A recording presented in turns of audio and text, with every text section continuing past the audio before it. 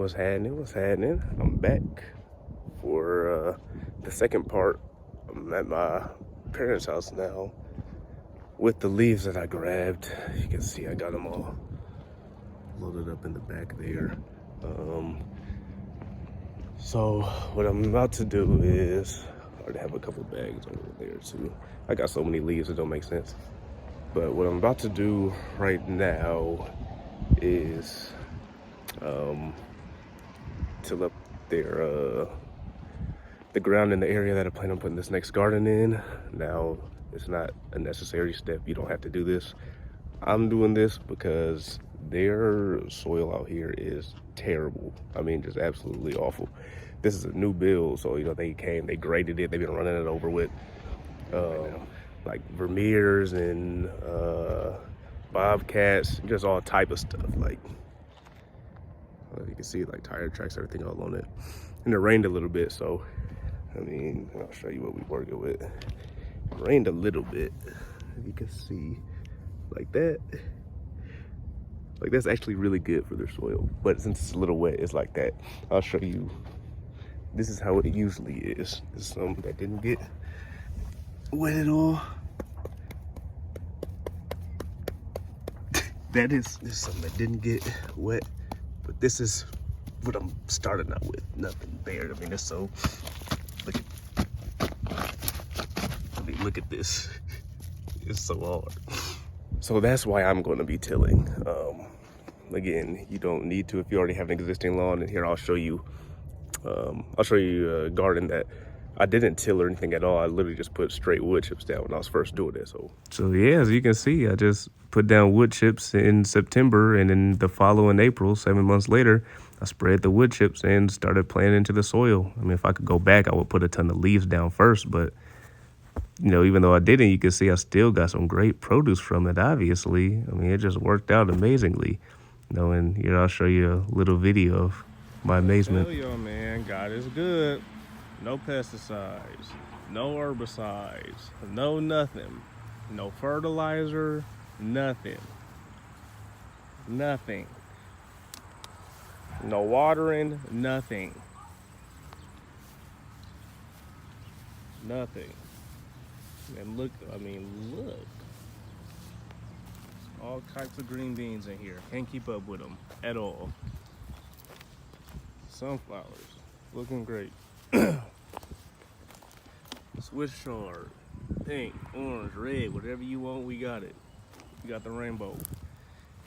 Borage, going crazy. Kale full. This kale been going hard all year.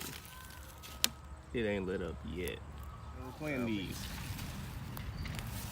Boom. Look at that. I don't even like radish.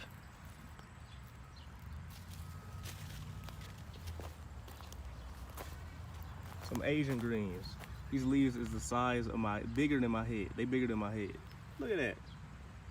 It's bigger than my head. Wood chips. You think I ain't till the ground? I ain't do none of that. Not a lick of it. I put it down and I prayed to the Lord. I asked him to bless it. And he blessed it. If you're saying otherwise, you will lie. Like, I've been eating off of this all year and can't keep up.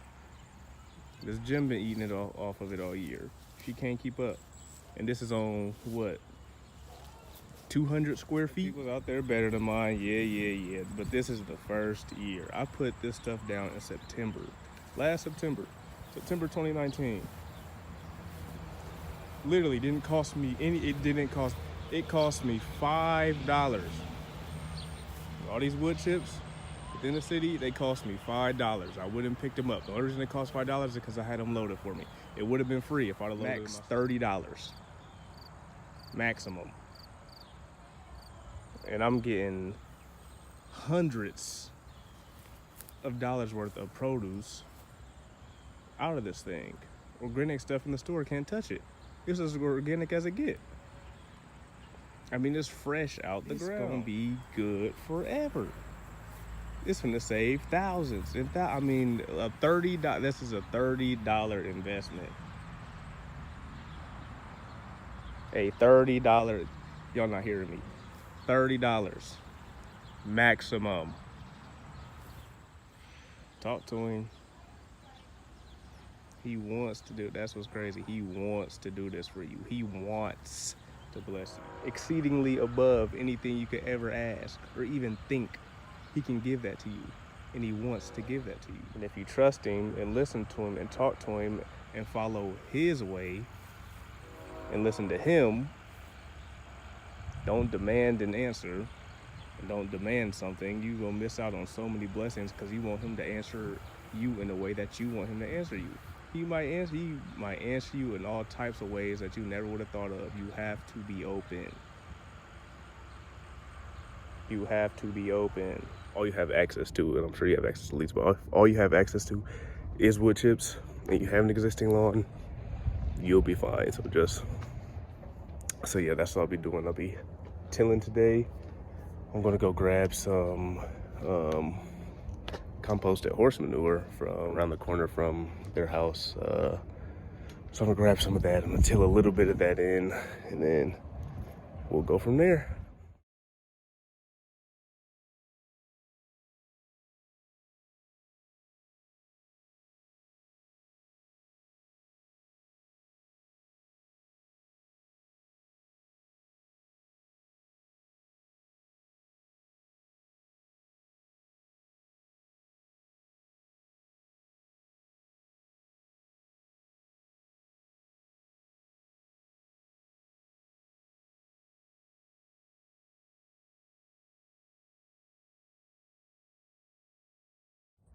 So you can see, I got this bit tilled up. So I only went across long ways. I'm about to go grab some composted horse manure, lay a little bit of that down, and then I'm gonna go back and I'll till back across it that way. So we'll go to that. Got a little cold out. I had to throw my beanie on. Way to go get some composted horse manure there. I'm gonna get the leaves that I picked up the other day.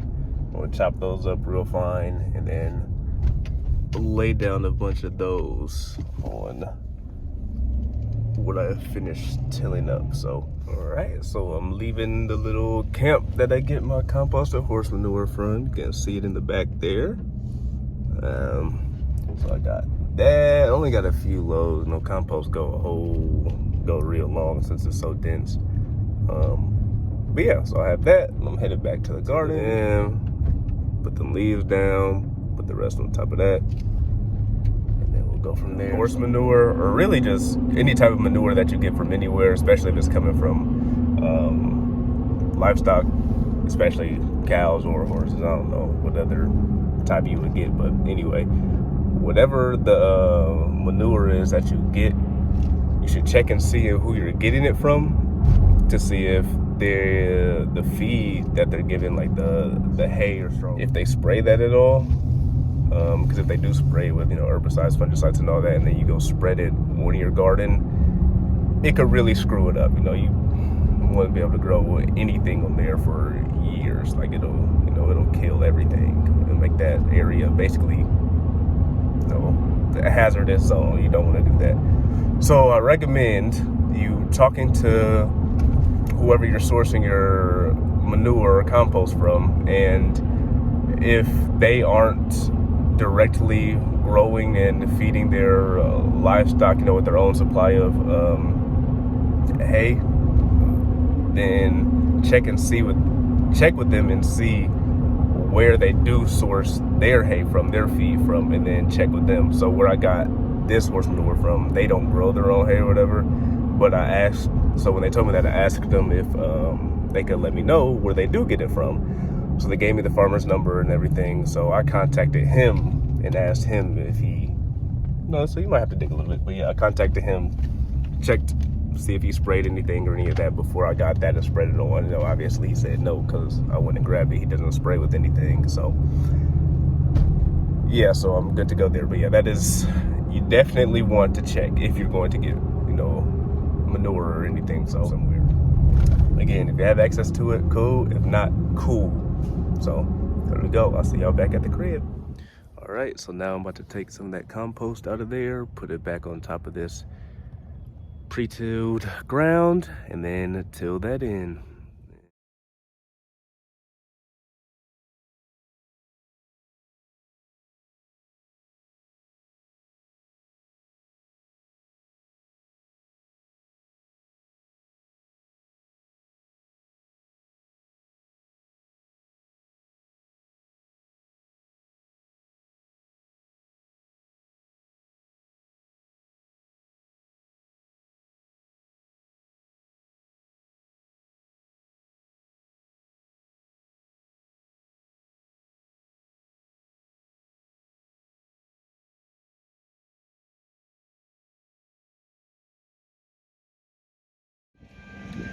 All right, so I just finished up the tilling, went through, smoothed it out a little bit too. Tilling is hard work. So again, I'll probably say it 10,000 times in this video, and I'll say it one last final time. You don't need to till. Now, if you're starting off, now it'll help. I'll tell you that it'll help.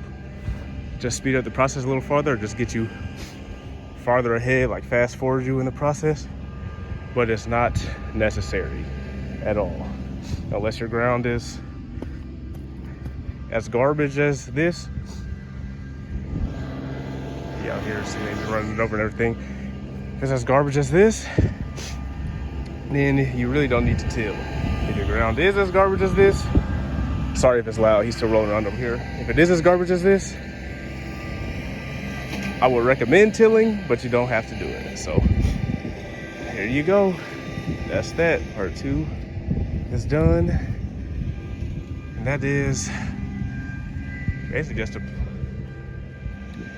All right, so I just finished up the tilling, went through, smoothed it out a little bit too. Tilling is hard work. So again, I'll probably say it 10,000 times in this video, and I'll say it one last final time. You don't need to till. Now, if you're starting off, now it'll help. I'll tell you that it'll help. Just speed up the process a little farther, or just get you farther ahead, like fast forward you in the process. But it's not necessary at all, unless your ground is as garbage as this, then you really don't need to till. If your ground is as garbage as this, sorry if it's loud, he's still rolling around over here. If it is as garbage as this, I would recommend tilling, but you don't have to. Now, if you haven't seen my first video, you can check that one out. That's basically what I'm going to be doing now, is taking some of the leaves that I collected from the first video, taking those leaves and then using this weed whacker here to chop them up real fine, and then put that over the area that I tilled already. And I'm just chopping up real fine because the more surface area that you have, the quicker they'll break down. Again, you can check out the first video that I put out on, you know, how to decompose your leaves fast, or fastest way for leaf decomposition, whatever. I don't know exactly the title, but I'll link it somewhere in here, probably in the description, or, you know, pin it somewhere up over here. But yes, that's what I'm about to do now. And after I get those all chopped up, I'm gonna lay down as thick of a layer as I can on top of this tilled soil. So.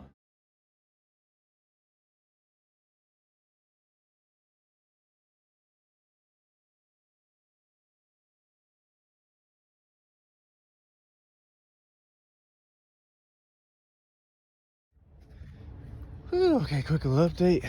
This is definitely hard work, but it's worth it. You know, you just have to do this once, and after that, it's pretty much takes care of itself. Now again, just like I said, the tilling, same thing with these. You don't have to shred them up with a thing like this. You really don't have to. You could just get them like this as they are. They're mown over some. Again, if they're mown over or chopped with a weed whacker like that, they'll break. I could just take these bags like that and just lay them down across here, and it would have been 20 times faster. I definitely would have been done hours ago, probably about 2 hours ago. But again, I think taking the time is definitely worth it. You know, I want, you know, most gardeners too, I want this to be soil as fast as possible. So that's what I'm doing.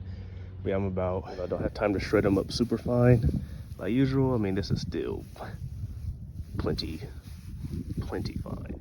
And this is the finished product. Down.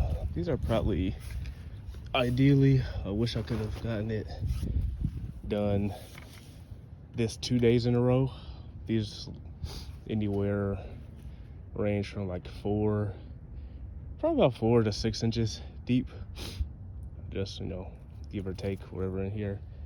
I would have liked to do this 2 days in a row and get about 12 to 10 inches deep of it, but just, you know, timing and everything wasn't very good. But still, it's a lot better than nothing. So, you know, if you put them down about a foot, they'll compress to about 4 to 6 inches. Since I have them 4 to 6 inches deep, they'll probably compress and break down to probably about 1 to 2, maybe 3 inches of, you know, leaf composted leaves, leaf mold, whatever, which is still good. You know, I'll take it 1/2 inch, so it'll still be fine. It'll still work out pretty well. But yeah, so we got all that done. And then after this is the last step, which is going to be to just cover it with wood chips.